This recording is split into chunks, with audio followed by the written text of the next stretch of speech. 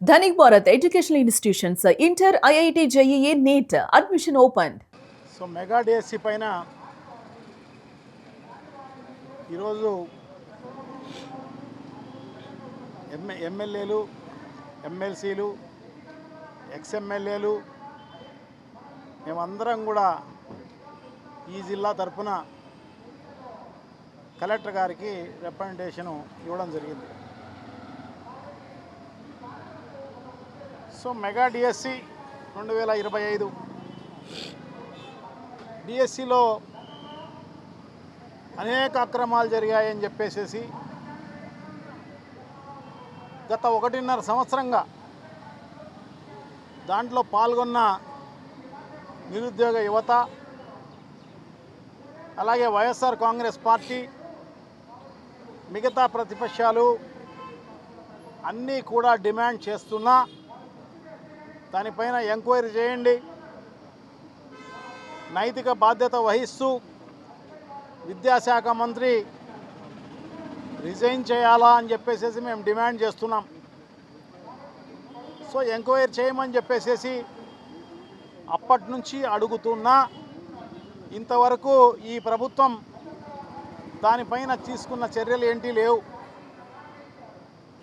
కానీ మళ్ళీ అందరినీ బుల్డోజ్ చేసే కార్యక్రమమే జరుగుతోంది. దాంట్లో అక్రమాలు జరగలేదు. సో అన్నీ కరెక్ట్గానే ఉన్నాయి అని చెప్పేసి ఈ ప్రభుత్వానికి సంబంధించి, కూటమి ప్రభుత్వానికి సంబంధించి అందరూ, అదే కాకుండా వాళ్ళ మీడియా, పచ్చ మీడియా, సో వీళ్ళందరూ ఆ రకంగా గొంతు నొక్కే కార్యక్రమం అంతా కూడా చేస్తున్న పరిస్థితి మనం చూస్తున్నాం. సో ఇప్పటికైనా కూడా, ఎందుకంటే మొన్న హైకోర్టు ఈ రాష్ట్ర ప్రభుత్వానికి అడ్వైజ్ ఇవ్వడం జరిగింది. సో ఇమ్మీడియట్గా దీనిపైన ఎంక్వైరీ చేయండి అని చెప్పేసి చాలా మంచిది. ఎందుకంటే హైకోర్టు అయినా స్పందించి ఈ రకమైన ఆర్డర్ ఇవ్వడం, ఇప్పటికైనా ఈ ప్రభుత్వం ఖచ్చితంగా దీనిపైన ఎంక్వైరీ చేయాల్సిన అవసరం తప్పకుండా ఉంది. ఎందుకంటే మనం చూస్తున్నాం సుప్రీంకోర్టు ఎలా స్పందించింది, అలాగే సెంట్రల్ గవర్నమెంట్లో రీసెంట్గా జరిగిన ఉద్యమం, కాక్రోచ్ ఉద్యమం ఎలా జరిగింది, దానికి నైతిక బాధ్యత వహిస్తూ కేంద్ర మంత్రి రిజైన్ చేయడం. సో ఇవన్నీ కూడా చూస్తున్నాం. ఇమ్మీడియట్గా అధికారులను సస్పెండ్ చేయడం, అది కూడా మేమంతా కూడా ఇక్కడ నిరుద్యోగ యువత అయితేనేమి, మేమైతేనేమి అప్పటి నుంచి కూడా సాక్ష్యాలతో సహా వీడియో టేపులు, ఆడియో టేపులు ఇవన్నీ కూడా ఇచ్చి అడిగినా కూడా, ఎందుకంటే ఒక్కొక్క ఉద్యోగానికి 15 లక్షలు 20 లక్షలు డిమాండ్ చేస్తూ ఆ రకంగా వీడియో టేపులు, ఆడియో టేపులు ఇవన్నీ కూడా ప్రభుత్వానికి ఇచ్చాం. అయినా కూడా దానిపైన యాక్షన్ తీసుకోలేదు. కానీ మొన్న జరిగిన దాంట్లో ఒట్టి సోషల్ మీడియాలో ఫోటోలు, వాట్సాప్ గ్రూపుల్లో ఉన్న వీడియోలో సాక్ష్యంగా తీసుకొని సుమోటోగా ఆర్డర్ ఇచ్చిన పరిస్థితి అన్నమాట. చూడండి, ఇమ్మీడియట్గా దానిపైన యాక్షన్ తీసుకోవడం జరిగింది.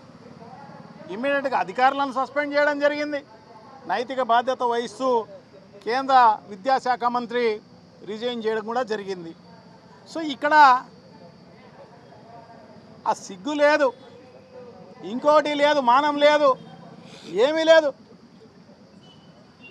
అక్కడ జరిగింది చూసైనా కూడా బుద్ధి తెచ్చుకొని ఇక్కడ చేసి ఉండాల్సిన అవసరం తప్పకుండా ఉంది. సో హైకోర్టు ఆర్డర్ ఇచ్చినా ఈరోజు వరకు దానిపైన ఎంక్వైరీ చేసిన పరిస్థితి లేదు.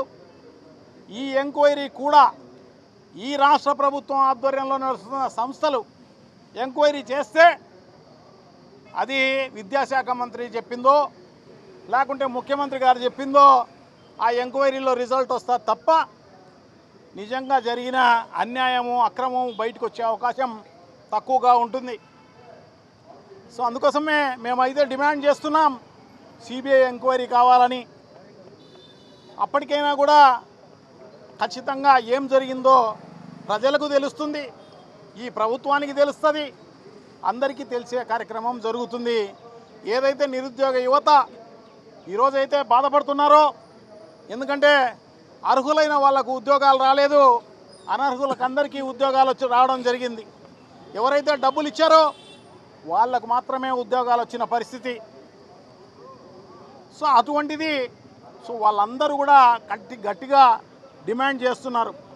ఎందుకంటే కొన్ని లక్షల మంది ఈ మెగా డిఎస్సిలో పాల్గొనడం జరిగింది. వాళ్ళందరూ కూడా ఎంతో పెద్ద ఆశతో 6 నెలలు సంవత్సరము ఈ రకంగా కోచింగులు తీసుకొని డబ్బులు ఖర్చు పెట్టి దానిపైన ఎంతో ఆశతో టీచర్ ఉద్యోగం వస్తుందని చెప్పేసి వాళ్ళందరూ కూడా ఆ రకంగా తయారై వాళ్ళందరూ కూడా పరీక్ష రాస్తే సో ఈ రకంగా అర్హత ఉన్న వాళ్ళకు రాకుండా పోవడం అనేది నిజంగా చాలా దారుణం. వాళ్ళందరూ కూడా ఎవరైతే డబ్బులు ఇచ్చారో వాళ్ళకు మాత్రమే ఉద్యోగాలు వచ్చిన పరిస్థితి. వాళ్ళు అదే కాకుండా అవుట్సోర్సింగ్లో దాంట్లో అవుట్సోర్సింగ్ ఎంప్లాయీస్కు ఏదైనా కూడా ప్రశ్నాపత్రాలు అప్లోడ్ చేసే కార్యక్రమము, సో ఇంపార్టెంట్ అయిన కార్యక్రమం ఇవ్వడంలోనే వీళ్ళ ప్లాను ఆ రోజే తెలుస్తోంది అన్నమాట. నోటిఫికేషన్కు ముందే ఈ రకమైన ప్లాన్ తోటి వాళ్ళందరూ తన బినామీలకు లేకుంటే డబ్బులు కమ్ముకునేదానికో మొత్తం పైన ఉద్యోగాలన్నీ అమ్మేసే కార్యక్రమంలో భాగంగానే ఇవన్నీ కూడా చేసిన పరిస్థితి. సో ఇదే కాకోకుండా మనకు సంబంధించి ఆ ప్రశ్నాపత్రాలు ఎవరైతే అప్లోడ్ చేస్తారో నవీన్ అనే విద్యార్థి, అతను అక్కడ అవుట్సోర్సింగ్ ఎంప్లాయీ, ఏదైతే ఆ పని చేసినాడో అతను శాంపుల్కు అతని ఈ ఎగ్జామ్ రాయడం జరిగింది. డిఎస్సి ఎగ్జామ్లో టాపర్ కావడం జరిగింది ఈ రాష్ట్రంలో. దాంట్లోనే తెలుస్తుంది. సో అది ఏమన్నా బయటకు వస్తుందేమో అని కప్పిపుచ్చేదానికి అతనికి ఉద్యోగం ఇవ్వలేదు, అతను అటెండ్ కాలేదు. దాన్ని అక్కడికక్కడే సప్రెస్ చేయాలన్న ఉద్దేశంతో ఆ రకంగా చేసిన పరిస్థితి. సో ఇది ఎవరికైనా కూడా కళ్ళకు గట్టినట్టుగా కనపడుతోంది మరి. సో అటువంటిది ఈరోజు ఇంత దారుణంగా నిజంగా నిరుద్యోగ యువత అంతా కూడా ఎంత బాధతో ఎంత ఉద్వేగంతో వాళ్ళందరూ ఉన్న పరిస్థితి తెలుస్తుంది అన్నమాట. సో వాళ్ళందరికీ ఛాన్స్ ఇస్తే డెఫినెట్గా అందరికీ చొక్కాలు పట్టుకునే కార్యక్రమం చేస్తారు ఈ కూటమి ప్రభుత్వానికి సంబంధించిన అధికారులను, తర్వాత ఎవరైతే దీని వెనకలు ఉన్నారో వాళ్ళందరినీ మాట. ఎందుకంటే అవుట్సోర్సింగ్ ఎంప్లాయీకి అంత ధైర్యం ఉండదన్నమాట ప్రశ్నాపత్రం లీక్ చేసే కార్యక్రమం. సో అది వెనక ఎవరైతే బడాబాబులు ఉన్నారో వాళ్ళందరూ కూడా బయటికి రావాల్సిన అవసరం తప్పకుండా ఉంది. సో ఆ ప్రశ్నాపత్రాల లీకుల వల్ల మొత్తం ఎవరికి ప్రశ్నాపత్రం దొరికిందో వాళ్ళందరూ కూడా ఈరోజు ఉద్యోగాలు రావడం జరిగింది.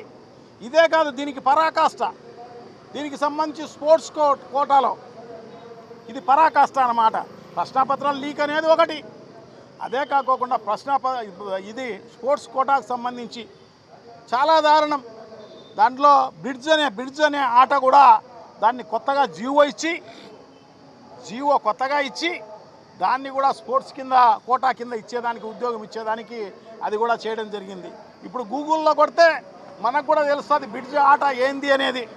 ప్యాకాట అన్నమాట, అది మీకే తెలుస్తుంది. ఇప్పుడు మీరు కొట్టినా కూడా తెలుస్తుంది బ్రిడ్జ్ ఆట ఏంది అని చెప్పేసి. 4 ఆడొచ్చు ప్యాకాట. సో దాంట్లో గెలిచినా కూడా ఇక్కడ ఉద్యోగాలు వచ్చే కార్యక్రమం జరుగుతాయన్నమాట.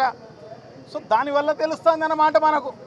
అదే కాకోకుండా వీళ్ళు ఏదో నేషనల్స్ ఆడో ఇంటర్నేషనల్ ఆడో లేకోకుండా ఉంటే కనీసం రాష్ట్ర స్థాయిలో ఆడిన వాళ్లకు అవార్డులు వచ్చిన వాళ్ళకు ఉద్యోగాలు రాలే వాళ్ళకు.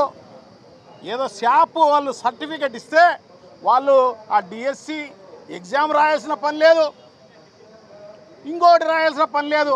ఈ సర్టిఫికెట్ చూసి ఉద్యోగాలు ఇచ్చిన పరిస్థితి. షాప్లో ఎవరున్నారు? కూనా రవికుమారుడు ఒక ఆయన మెంబరు, అలాగే నాని ఆయన దాని ప్రెసిడెంట్ ఏమో, షాప్ చైర్మన్.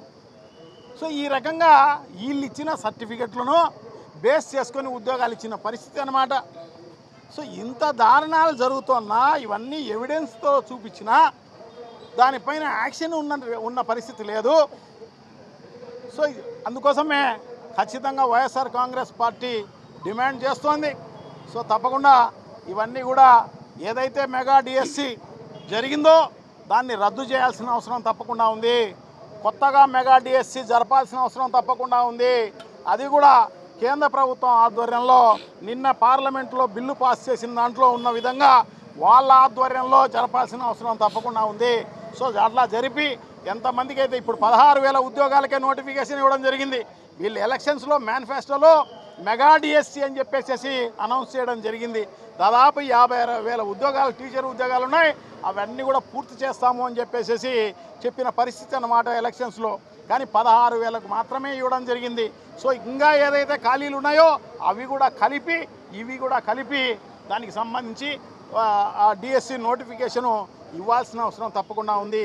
అర్హత కలిగిన వాళ్లకు ఖచ్చితంగా ఉద్యోగాలు రావాల్సిన అవసరం తప్పకుండా ఉంది అని చెప్పి తెలియజేసుకుంటున్నాం. సో అందుకోసమే దీనికి ఈ ఉద్యమాన్ని కొనసాగింపుగా, ఎందుకంటే మొన్న జిల్లా వ్యాపితంగా ఉద్యమం చేయడం జరిగింది. సో ఇప్పుడు నియోజకవర్గ స్థాయిలో ఉద్యమం చేసే కార్యక్రమం వైఎస్ఆర్ కాంగ్రెస్ పార్టీ చేపడుతోందని చెప్పేసి తెలియజేసుకుంటున్నాం అన్నమాట. సో ఇప్పటికైనా కూడా ఈ విద్యార్థులైతేనేమి, యువత అయితేనేమి ఈ కార్యక్రమాలు అన్ని దానిలలో పెద్ద ఎత్తున దానిలో పాల్గొనాల్సిన అవసరం తప్పకుండా ఉంది. విజయవంతం చేయాల్సిన అవసరం తప్పకుండా ఉంది. ఈ ప్రభుత్వాన్ని క్వశ్చన్ చేయాల్సిన అవసరం తప్పకుండా ఉంది. ఈ ప్రభుత్వంలో ఉన్న అధికారులను అయితేనేమి, ఈ ప్రభుత్వంలో పనిచేస్తున్న ప్రజాప్రతినిధులకు చొక్కా పట్టాల్సిన అవసరం తప్పకుండా ఉంది.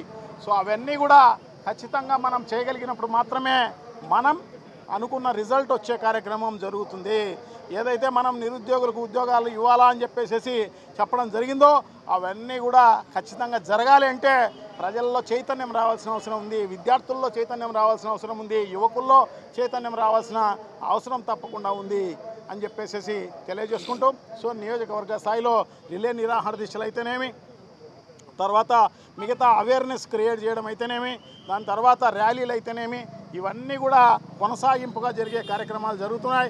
ఇవే కాకోకుండా ఈ ప్రభుత్వం దిగొచ్చేంత వరకు ఈ ఏదైతే మెగా డిఎస్సి కొత్తగా అనౌన్స్ చేసి కొత్తగా మళ్ళీ ఈ ఉద్యోగాలు నిరుద్యోగులకు అందరికీ ఇచ్చేంత వరకు కూడా వైఎస్ఆర్ కాంగ్రెస్ పార్టీ పోరాడుతుంది అని చెప్పేసి తెలియజేసుకుంటూ సెలవు తీసుకుంటున్నాం. థ్యాంక్ యూ, నమస్కారం. ద్వారా ఈ రాష్ట్రంలో ఉపాధ్యాయుల యొక్క ఉద్యోగ నియామకాలకు సంబంధించి జరిగిన విధి విధానం రాష్ట్ర ప్రజలందరికీ తెలుసు. ఏ విధంగా ఈ నియామకం జరిగింది అంటే మెరిట్ లిస్ట్ ప్రకారము ఉద్యోగాలు రాలే ప్రజలారా, మనీ లిస్ట్ ప్రకారం ఉద్యోగాలు వస్తున్నాయి. మెరిట్ లిస్ట్ ప్రకారం ఉద్యోగాలు రాలే, మనీ లిస్ట్ ప్రకారం. ఈ సందర్భంలో ఈ రాష్ట్రంలో ఇంత అప్రజాస్వామిక విధి విధానానికి చంద్రబాబు నాయుడు ప్రయత్నించి పనిచేస్తూ ఉన్న తరుణంలో ఆత్మవంచన చేసుకొని నా ఆంధ్రప్రదేశ్ రాష్ట్రం చాలా గొప్పది, ప్రజాస్వామ్యంలో ఉన్నతమైందని చెప్పి నేను ఆత్మవంచన చేసుకొని చెప్పలేను. చంద్రబాబు నాయుడు గారి నేతృత్వంలో ఈ రాష్ట్రంలో ప్రజాస్వామ్యం అత్యంత బలహీనంగా ఉంది. ఈ దేశంలోనే అత్యంత బలహీనమైన రాష్ట్రం ఆంధ్రప్రదేశే ఉంటుంది ప్రజాస్వామ్యాన్ని పరిరక్షించడంలో. అందుకే ఆత్మవంచన చేసుకోలేను. లేదు, ఒకనాడు ఈ రాష్ట్రాన్ని అన్నపూర్ణని మీరు ఎవరైనా పోలిస్తే దాన్ని కూడా నా వ్యక్తిగతంగా ఈనాడు అంగీకరించలేను.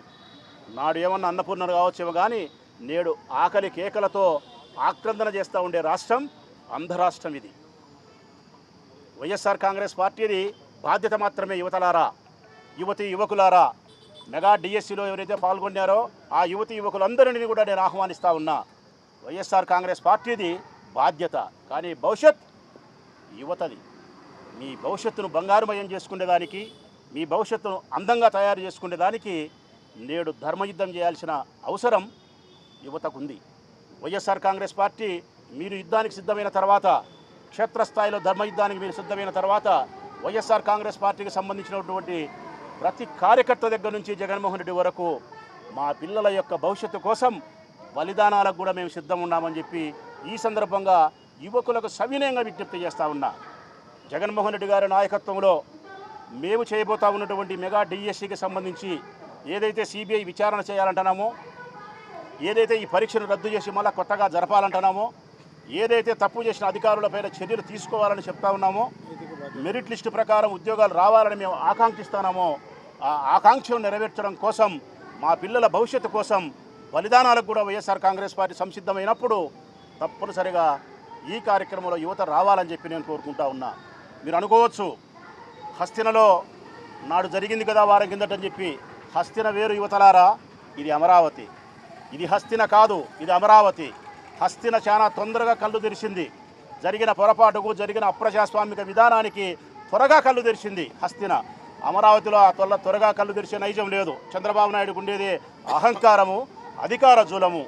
దున్నపోతు మీద వానబడ్డ సంధాన ఈ యువత నిర్వీర్యమైపోయినా కూడా, ఈ యువత యొక్క భవిష్యత్తు అంధకారం అయిపోయినప్పటికి కూడా ఆయన సిద్ధాంతాన్ని మార్చుకోడు. కాబట్టి మనం చాలా గట్టిగా యుద్ధం చేయాల్సిన అవసరం ఉందని వైఎస్ఆర్ కాంగ్రెస్ పార్టీ తెలియజేస్తూ ఉంది. యువతలు స్వచ్ఛందంగా పాల్గొనాలని చెప్పి మనస్ఫూర్తిగా మేము ఆహ్వానిస్తూ ఉన్నాం.